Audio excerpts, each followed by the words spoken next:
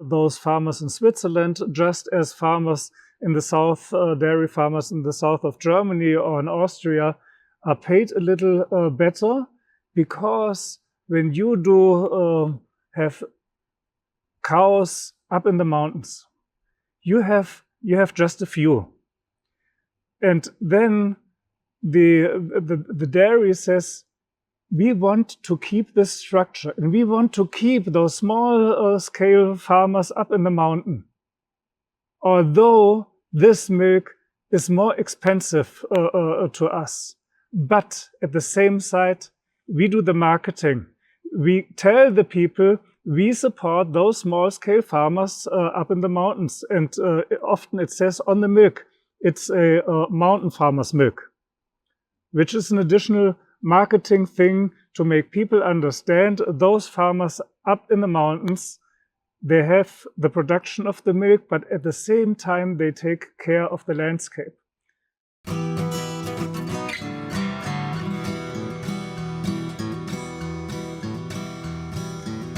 Welcome to the Real Organic Podcast. I'm Linley Dixon, co-director of the Real Organic Project.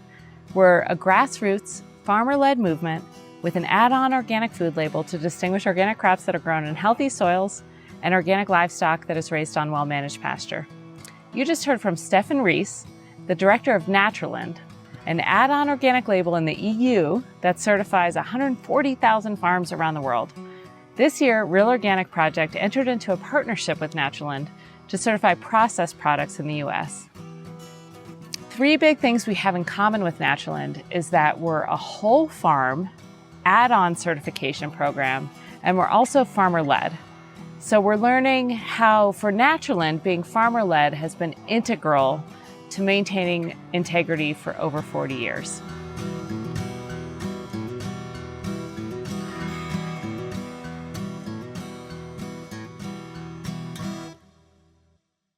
Welcome to the Real Organic Podcast, and I'm really pleased today to be talking with, I will say, Steffen Reese, also Steffen Reese, who is the executive director of Naturland. Naturland and Real Organic Project just announced a joint venture yesterday, and Steffen, we've been working for years on getting to this moment. How are you liking California? Well, Dave, we met in Vermont before, and Vermont is wonderful, and California is wonderful, but the most wonderful thing is that after this time of getting to know each other, of finding out that we have in the organic movement the same heartbeat, it's just great and exciting that we as Naturland and the Real Organic Project have found together. Yeah, I agree. So for people who don't know, maybe a little description of Naturland, and a little history, a little bit about it. Well, just like the Organic Project, farmers came together thinking about what is going wrong in agriculture and what needed to be changed and what still needs to be changed. With Naturland, that was 40 years ago. We're actually right now celebrating our 40th anniversary. We were found in December 82, and then in the beginning of 83, this was all written in documents and put into the official frame. And then we had a very, very interesting development. So the founders of Naturland had in focus that there was already organic farming, but the organic farming was focused on plant production. So the founders said we need stronger to focus on animals, on animal welfare, because it all belongs together. There was no market for organic meat at the time. So this had to be developed. So the focus was very much on animals, but also in the field of marketing at the time. How many farmers were there the first year? How many when they formed? When they formed, there were actually maybe 4 or 5 farmers, and the other 4 or 5 people supporting the foundation, the founding of Naturland, were teachers, professors, just customers who wanted to push this. And then within the first 1 or 2 years, there were just a few dozen of farmers. And of course, they said we need to have a financing, and they paid a membership fee. But in the beginning, it was mainly that people from the outside would give money to support this movement. Yeah. And well, that was 40 years ago. And in the meantime, today, we are some 140,000 farmers in 60 countries in the world, because one of the founding members at the time was starting a farm in the Tuscany in Italy. And therefore the thinking that organic and that farming and people in this world, in one world, need to work together, and there are no frontiers when it comes to the environment and the basics of our living, was set. And now in those 60 countries, the beginning was that farmers in Peru, in Mexico, would be producing coffee and selling it to Europe, to Germany, would be producing tea. In India, we were the first ones to certify organic tea and coffee in the world. And in the meantime, things have changed. Things have changed in a way that also in those countries like Peru, like Mexico, in India, but also in Uganda, Tanzania, people are able, at least some people are able, to pay a little more for organic. So we support the farmers there to develop their own market in their country, with the aim that the export is just, how do you say, the top of the cream. But it is needed, and to us it is important that those farmers work with the same philosophy and the same heartbeat as the farmers in Europe do. And I'm very happy to see that we are finding together, because what the Real Organic Project does is with the same heartbeat and the same understanding of organic. Yeah, yeah. That's an important point, to also help them develop their local organic markets. I mean, it's not just for import-export that we want this. We want the whole world to eat organic food. Yeah. Exactly. And when it comes to regulations, what in the US is called the National Organic Program, I don't like the word program, but because program is implementing that something is being pushed to develop, and a standard or regulation is just a standard or a regulation.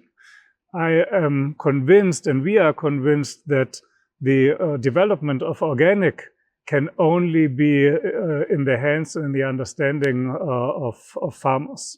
So actually we do need a better understanding in Europe, in the European Commission, of what the farmers are troubled by and what they would like to push, and not what some bureaucracy office in Brussels, and it seems to be the same in the US, in DC, what their ideas are, but what our ideas are. And at the same time as pushing organic, we always have to see the practical side. Sometimes the ideas are very ambitious to push this and that and have an additional top up, but it always have to come along with the understanding of the farmers and what people are willing to pay. Farmers cannot do everything and anything, and nobody's ready to pay for it. So it always has to come along with the understanding of the customer and our ability to explain to the people of the value of our work. Yeah.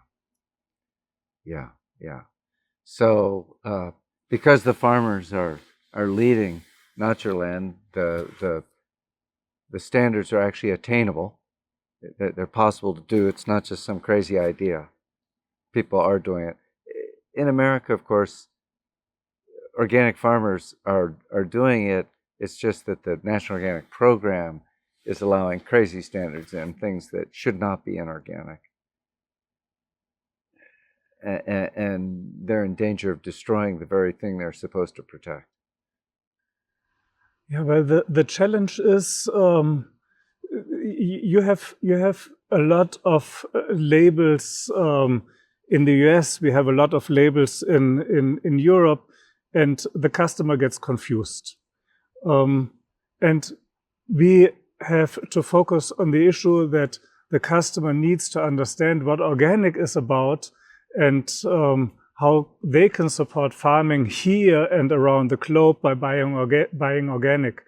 And in the moment this organic is greenwashed, we run into difficulties of explaining what organic really is, and it does destroy the real organic farmers. If you have to compete with in the US, you have the situation of the hydroponics, which are allowed, and it's the only country in the world where hydroponic is being considered organic, which is a complete mess. Or in other countries, you have the split farming considered to be good. And at the same time, our belief is either you are convinced organic and you don't use pesticides, you don't use artificial fertilizers, you don't use GMOs, you focus on your soil and do the best you can to develop the fertility of the soil. You cannot at the same time say, and over there I work completely different. Either it is your heartbeat or it isn't.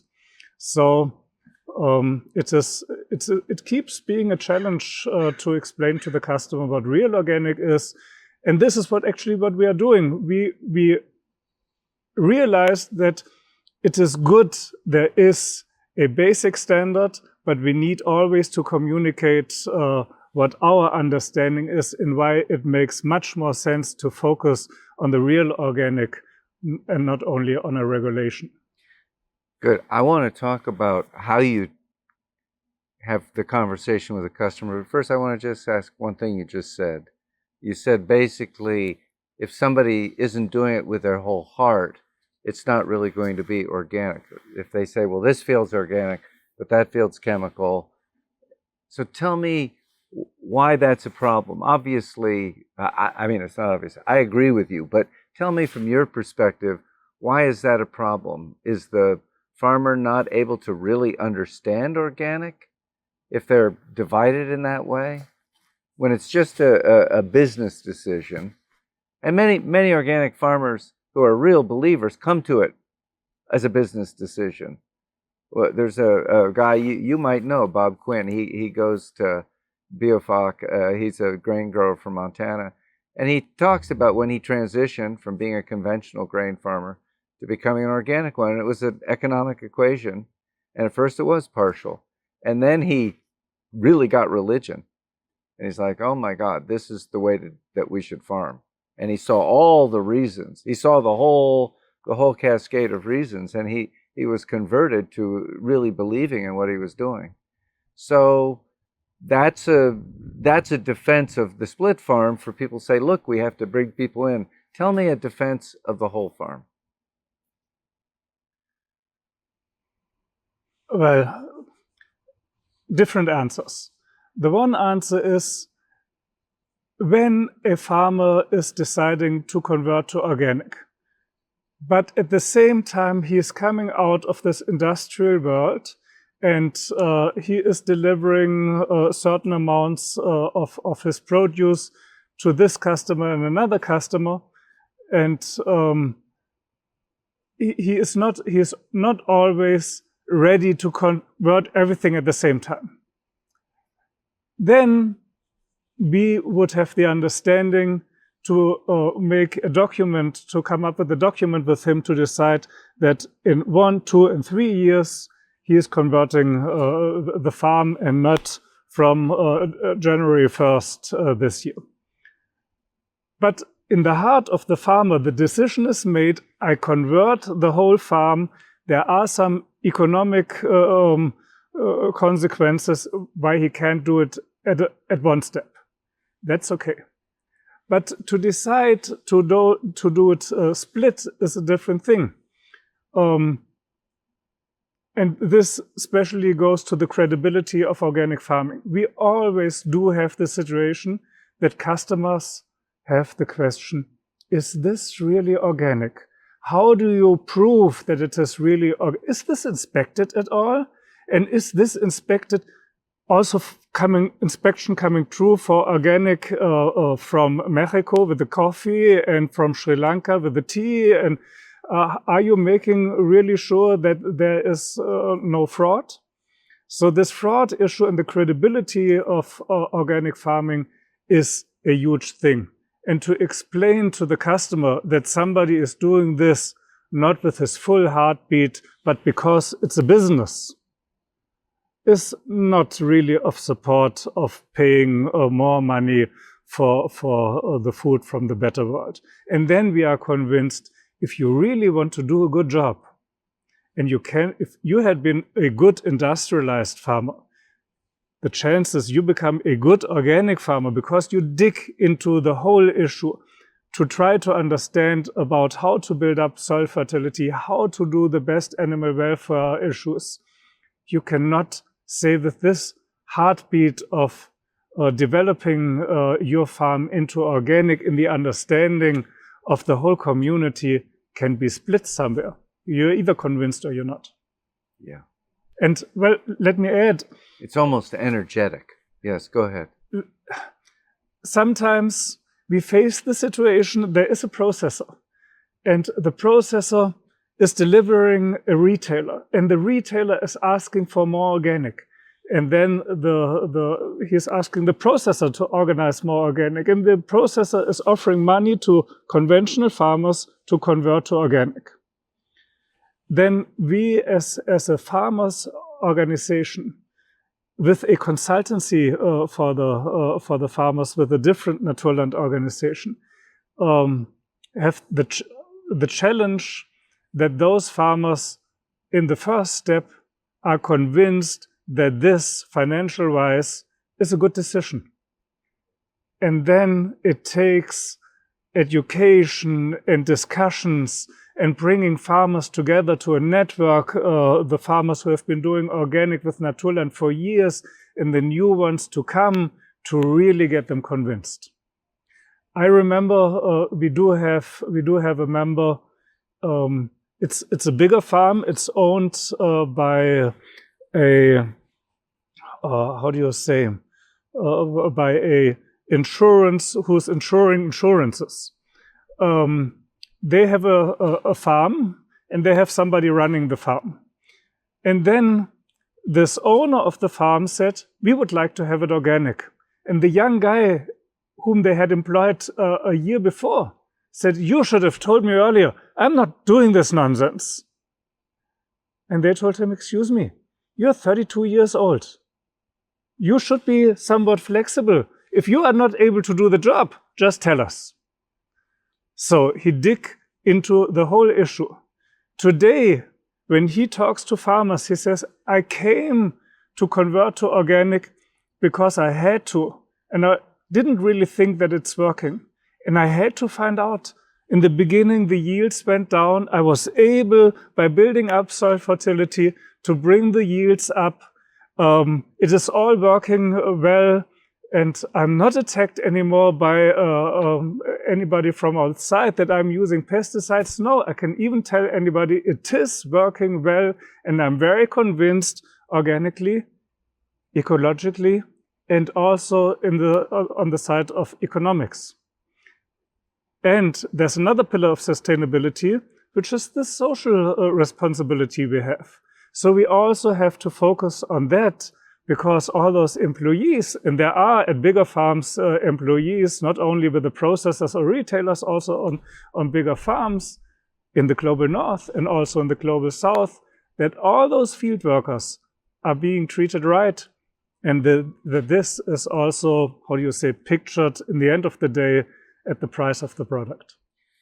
Good. Let's talk about that. So for Naturland, what are your standards, basically, for farm workers? I'm not talking about the fair add-on.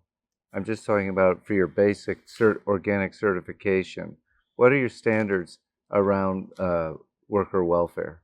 Well, all this social responsibility part goes on. Let me just look on the paper on human rights, on freedom to accept or reject employment, freedom of association, access to trade unions, equal treatment and opportunities, child's rights, health and safety, employment conditions, contracts, equal treatment, wages, payment in kind, working hours, social benefits, further education.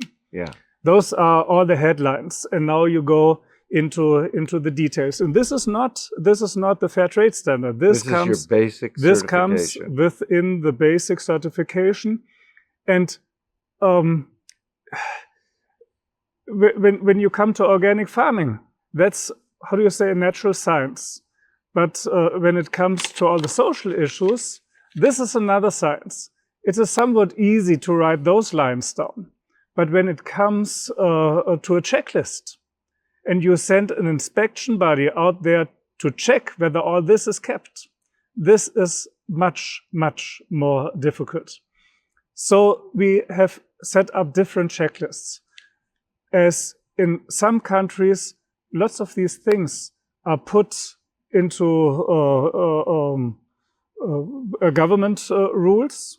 Yes, So the government rules are already covering it. Are already covering it. So you just need a few questions to make sure it's really all done, just small. Then there are maybe some countries in the global north where maybe this is in written law, but it's more written than done. We have a few questions more. And then more or less for the global south, the whole checklist is even a little bit longer. It doesn't make sense to have the same checklist for the whole world. You need to look what the situation is where and have a checklist which applies to that, because a checklist is being gone through by the inspection body. The inspection body takes time, and time is money, so the farmer has to pay, or the corporate has to pay. So we need to make sure there are not more questions than needed, but enough questions that are needed, so that we can be sure this is checked. And on the other hand, we have to be sure the farmer is not paying more and more and more. Yeah, yeah. So the social standards, my understanding is that almost everything on that list is already law in Germany. Yes. Yeah. So it was started by German farmers.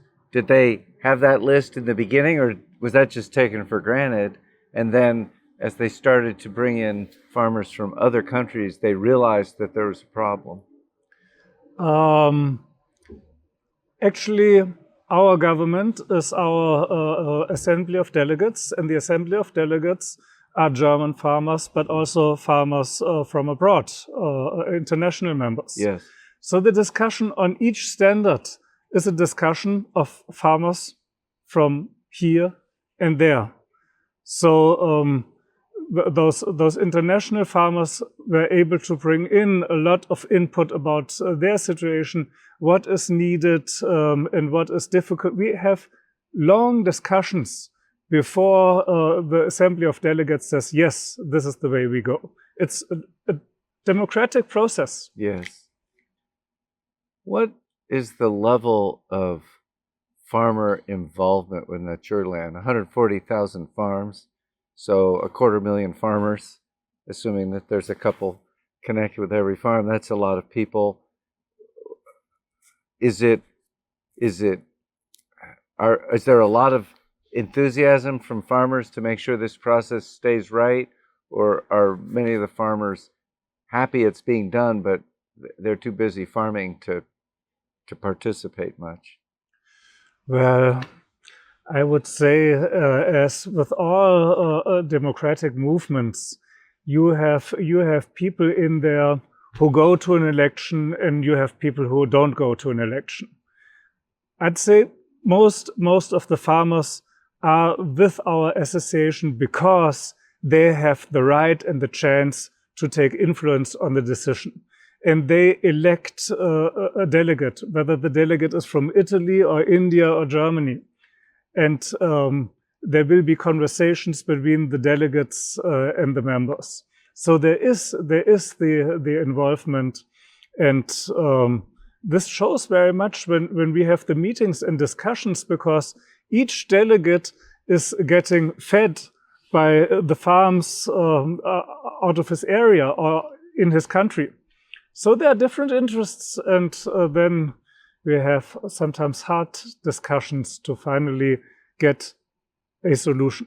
Because I'm not always sure whether this is the 100% right way, but our standard comes true for all farmers around the globe.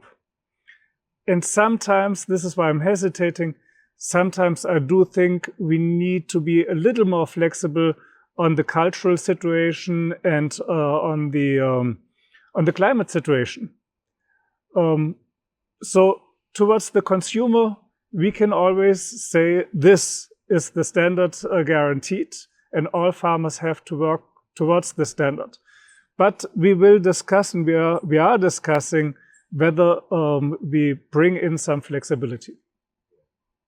So if you take, for example, looking into the US, the Amish in Pennsylvania, this is a very certain culture.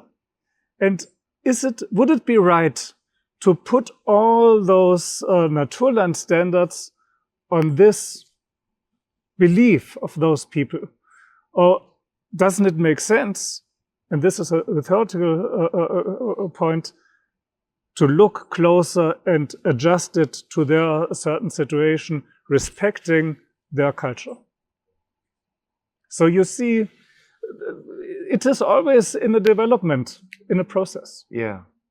Are you comfortable telling that story about the people who climbed very high up the trees to harvest, and before they climbed, they sacrificed a chicken, I think? I just thought it was such an interesting thing about different cultures. Well, it is an interesting story, and I tell you why I hustle and hesitate speaking about the story, which is, I was talking about a tribe of people within the Philippines living in the woods at the Pinatubo volcano, and those people are not really recognized by the Philippine people, and they live there in the woods. All those people of their tribe, they are called Aita. So those Aitas, they are collecting mangoes from mango trees, not mango trees out of a plantation, but mango trees in the woods. You have to climb up 10, 15, 20 meters without any security, no ropes, nothing. They climb up there to collect those mangoes. If somebody falls, he might be dead. So this is something really, really special. You have no idea when you have this mangoes, maybe in a yogurt, or you just buy them as dried mangoes, what the story behind this is. And this is something actually we are missing, the storytelling of what is behind many products of a lot of produce, raw material. So before they do the harvest, they have some celebration in their belief to make sure that somebody's watching, that they have a safe harvest. So they have some music by drums, dancing, and then there is a chicken. And then there is somebody with a bow and arrow dancing along, and in some moment he will shoot the chicken with the bow and the arrow, and this chicken sort of has to die to make sure nobody else gets hurt. Now, I'm hesitating to tell the story because we're talking about mangoes. And there are a lot of vegetarians and vegans who eat this to take care of animals, not to have an animal slaughtered or to see an animal die. So if they hear the story, they would say, I shouldn't buy this mango if a chicken is being killed in this horrible way. But I do believe we have to respect, just as I said with the Amish people, this culture. And this is their culture and their way of harvesting, and it is their belief. So how come we from the global north decide this is not the way to go? This is the way how they harvest, how they believe, how their religion is set up. And I think it's just very astonishing and incredible, and we should respect those people, their beliefs, and this very special culture. Yeah, thank you. I thought it was a special story. So you, 140,000 farms, 60 countries, did you say? So all over the world, many cultures. What's the impact for so many of these people? I understand when I go to the store and I buy coffee or chocolate, I really want it to be really organic. I'm happy to pay the difference. I'm able to, but I always go, I don't know. Olive oil, I really go, I don't know, because I know that there's a lot of fraud in olive oil and all of these products. I just can't tell, even though they're USDA certified. I still will buy organic, but I can't tell, and I would gladly seek out a Naturland logo because I believe that you verify that people are doing it the right way. What's the impact on these communities in your experience? What do you see happens because they're getting certified with Naturland? What are the differences in their lives? Well, if you look in the global south, as we were just talking about the Philippines, they are better off. They are better off when they are Naturland certified towards organic. They are even a little better off when they have an additional Naturland Fair certification.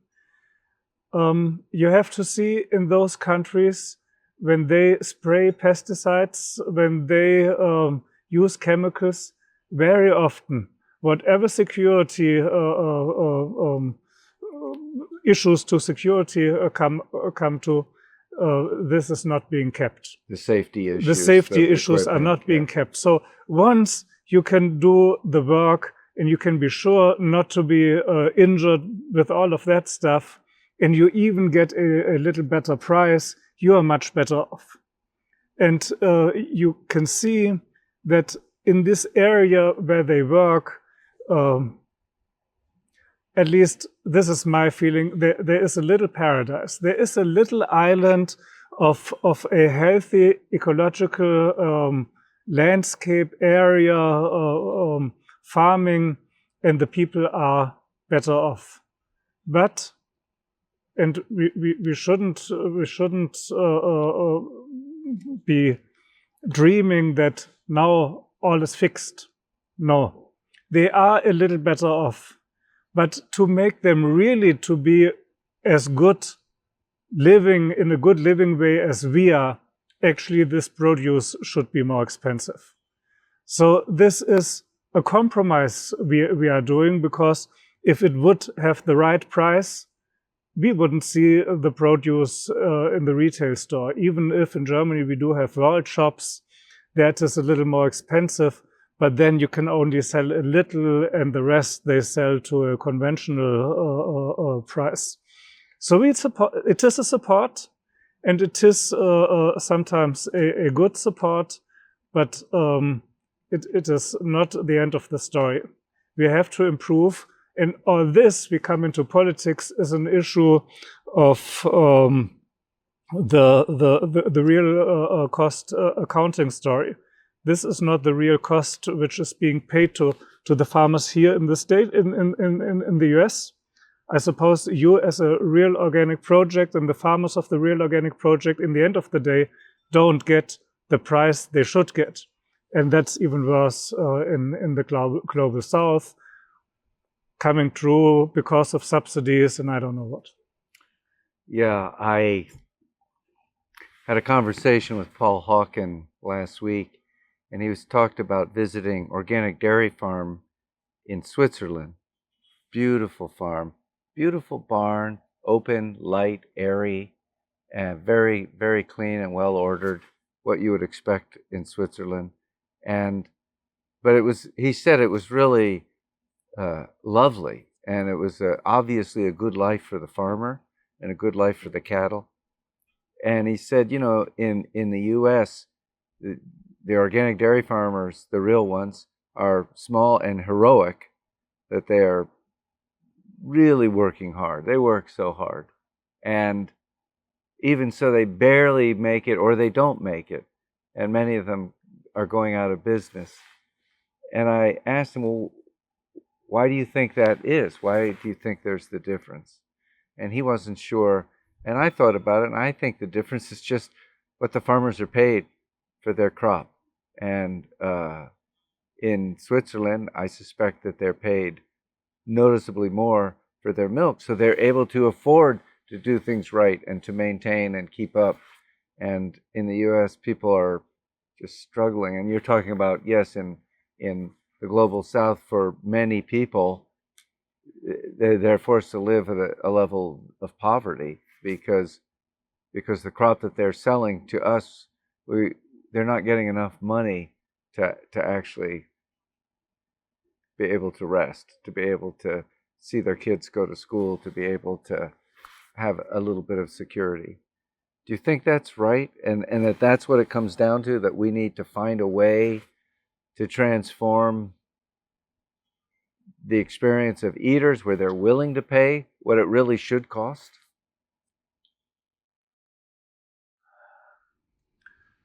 Let me start out in a different way.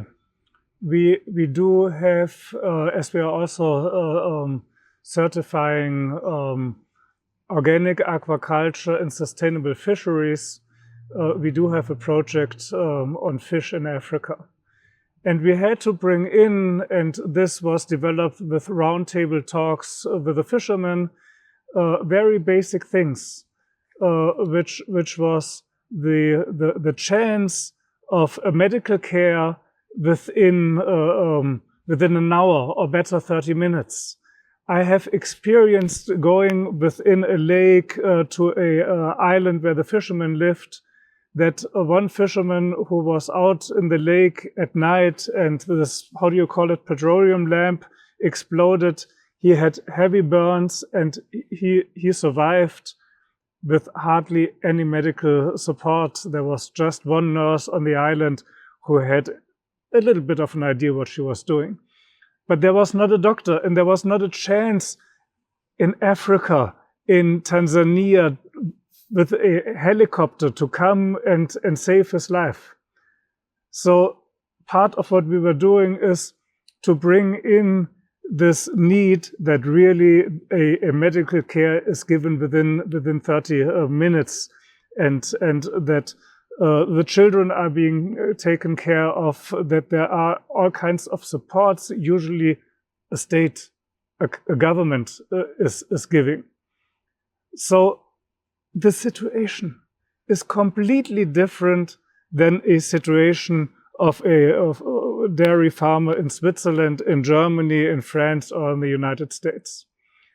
And I do know, I do think it comes true that those farmers in Switzerland, just as farmers in the south, dairy farmers in the south of Germany or in Austria, are paid a little better, because when you do have cows up in the mountains, you have just a few, and then the dairy says, we want to keep this structure, and we want to keep those small scale farmers up in the mountain, although this milk is more expensive to us. But at the same side, we do the marketing. We tell the people we support those small scale farmers up in the mountains, and often it says on the milk, it's a mountain farmer's milk, which is an additional marketing thing to make people understand those farmers up in the mountains, they have the production of the milk, but at the same time, they take care of the landscape. So there are a lot of different pieces of the puzzle. It's been my belief that if milk cartons had an honest picture of the farm where the milk came from, overnight, real organic would become hugely popular in the US, and people would pay the premium and not buy the CAFO milk, not buy milk from large confinement operations. Michael Pollan suggested there should even be a video loop by the milk counter of what the dairy farms actually look like for the cows. It seems that there is a communication challenge that we face, a marketing problem, which is only to market the truth. And if people saw the truth, they would always go to Naturland. They would always go to Real Organic, because they'd go, that is what I want to support. That's what I want to put in my body. That's the world I want to give to my kids. Which for sure comes true. But you need to take in consideration, we could not only have those mountain farmers doing this milk. It's in the combination with other farms. And as an association, we could not live with a membership fee from those farmers in the mountains, because actually this is not paying our work. Our work is being paid by bigger farms not being in the mountains. And you know, we have this comes always true with organic associations. You have lighthouse farms you would like to bring all the journalists and media people to, and then you have other farms where you will not bring the journalists to. Which does not mean that we do not take the responsibility we need to take, and that they are not keeping the standards. Of course they are keeping the standards. But in the end, it is the combination of these farmers and these farmers. And the important thing is that in the end of the day, you can always say, if it is asked for, we can show you the whole transparency. This is all open, and I can tell you why this farm is Naturland certified, although in the first moment you think, oh, this doesn't look like a lighthouse organic best done, well done issue. For example, in former Eastern Germany, agriculture was organized completely different. There were the so-called LPGs, landwirtschaftliche Produktionsgemeinschaften, which were huge farms, because in the belief of the communist idea, all those people would do this organic production and not each single farmer. So when Germany reunited, those huge farms, which were called LPGs, some of them also turned organic. But they have big cow sheds, for example. So some things needed to be changed in the cow shed to keep the standard, but still the buildings were the buildings. You could not just tear it down and say, now we do it organic and build everything new. It had not paid. It would have not paid. So they're keeping the standards. It's just not looking as nice as you would want to print this on your packaging. Nevertheless, you're still right. If we would show our real organic compared to something else which is called organic, we for sure would get the positive attention of the retail and the customer. And therefore, it is so important to push transparency. And sometimes I am astonished that transparency is not in the philosophy of the whole supply chain. That's more true in the US, that there's a lack of transparency? Or is that just as true in Germany? Well, of course, you always have people in the supply chain who hesitate with transparency. And there are different sides to transparency. Sometimes people will hesitate to talk about the farmers who deliver them because they don't want to communicate to their competitor where their farmers are. But sometimes it comes true because somebody does not want to show under what condition the production has been taking place. And that's, I suppose, more often the case. So there is a huge interest and push in European societies to get to know what is really going on. That's a positive side of the social media. The social media has pushed the chances for people to get to know what is really going on. And there's this young generation, this Greta Thunberg generation. They want to know exactly not only what organic is about, but also what the social issues are, what organic is about in the global north and in the global south, what the social issues are of people harvesting the tea and people, farmers, employees working on a dairy farm in the global north. So in the long run, no one will survive by thinking he or she could hide anything. It's just a matter of time. And if you go forward and you show the transparency, that's the right way to go, because sooner or later you have to do it anyways. Is this the EU organic? Is that being undermined? Are people coming to doubt it the way they are in the U.S., or do people accept that organic has pretty much got integrity, but they look to add-ons like Naturland to take it further?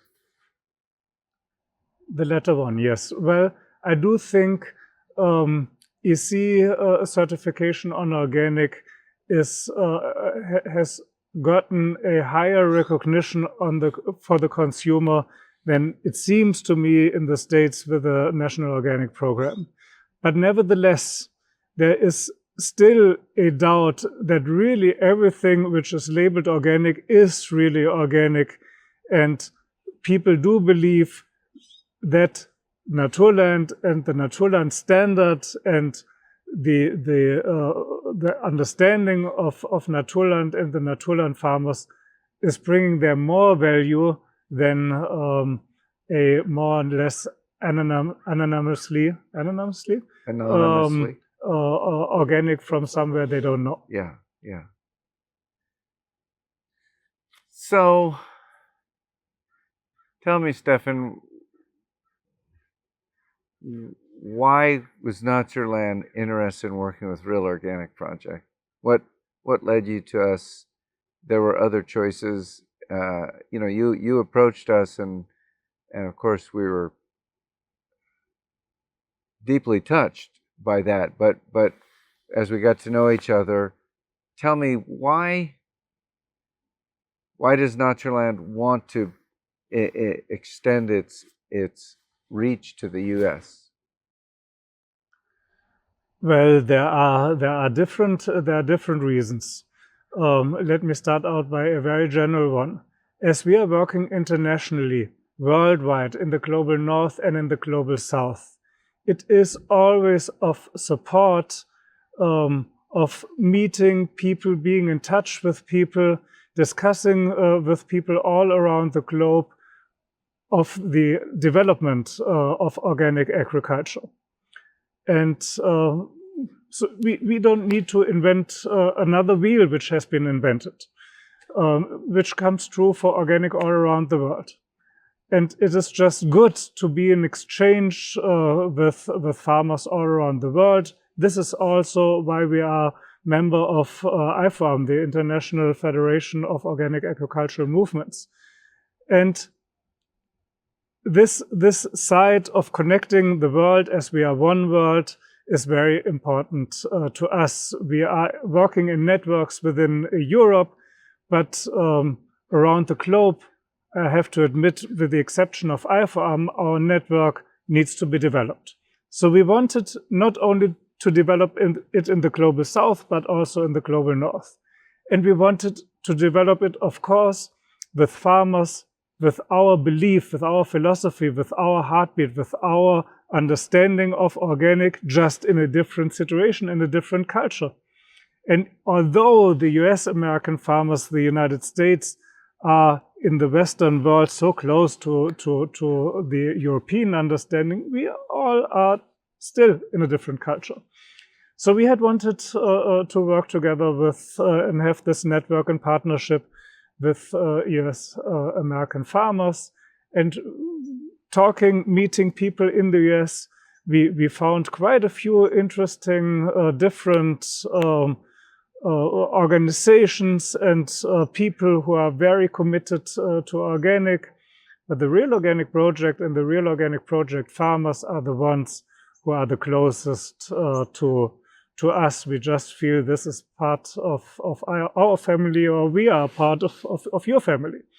So this is one side of the story. The other side of the story is outside this understanding of an NGO. It is the marketing side, the profit side. So farmers, Naturland members of the Global South, they do sell their organic coffee, their organic cacao, their organic bananas, their organic spices, and so on to Europe, to Germany. But actually their production usually is higher than what is being sold in Europe. So we thought that's also could be also a good part of the connection to the US, to support our members to have an additional market. And the US market is on organic is the biggest market in the world. I'm convinced it will not stay the same. This will change because other countries will push organic much stronger than I have the impression it will and could develop in the US. But nevertheless, it is important to have this additional bringing in of value in raw material produce into the US for our members. And at the same time, there must be the understanding of the value we bring into our farmers of the Global South bring in. So that's interesting that other countries are actively, the governments are actively promoting organic. They see that as something that they want to see seriously grow. I don't think that's the case with the USDA. Well, it's not the case as well in many other countries, but I see it coming, and the cultural situations around the globe are very different. Now, being in the US, China is always an issue. And actually, we as Naturland, we have a few members in China. Only a very few. We are talking about microalgae and tea. And it's very hard to have members in China, to certify in China, to make sure that really all the quality assurance is being kept in a situation where the Chinese government has not really decided on pushing organic. They have only decided a little bit. But I'm sure they will decide on pushing organic. And once this country with 1.4 billion people pushes organic, and it makes a lot of sense for them to push organic because China is an industrial country. It is a developing country in everything in between. And a lot of people working out in the landscape in different conditions. Once this is being pushed towards organic, this China will move forward with organic like no other country in the world. Southeast Asia in general has a high potential in organic, and I'm convinced it will just take a couple of years and then they will push it. Which is, to my belief, not a problem, because our understanding of organic must be, in the first place, it is there for the regional markets. Organic, produce in a region for this region, and then there will be some for the export. So our job is to make sure to have as much organic in Germany, for example, for the German society, and then we get some cacao and coffee and bananas in from the outside. And I think the same comes true for the US. And it would be of huge damage, to my belief, for farming in general, if this is politically not seen and waited too long, because it will not be of support of agriculture in general in the US. Yeah. We've been approached by somebody in China who wanted us to start a real organic project program in China. And I think I referred her to you, because that's not really what we do. But her concern was indeed that people are desperate for organic food there, but they cannot trust the certification program. There's a lot of corruption. Well, that's a complete different situation in China, as people do not trust in food production in general, because lots of things have not gone in a smooth way, to say it in a diplomatic way, in the past. So they are very interested in a credible organic farming. Yeah, absolutely. As in the US and everywhere else in the world, it's wonderful to see that people want that. They see the problem, they perceive the need, and then the question is, how can we facilitate it so they can get what they want, and so that what they think they're getting. There's so much greenwashing. Well, Steffen, before we finish, are there things that you would like to say or talk about that I haven't asked about? Well, we are thankful you invited us to this EcoStore conference. I had never been here. My colleague Nora Taleb was here before, and she was so excited about the EcoFarm conference, and so am I, because this is a complete different fair or conference than what we know, which comes true because of the spirit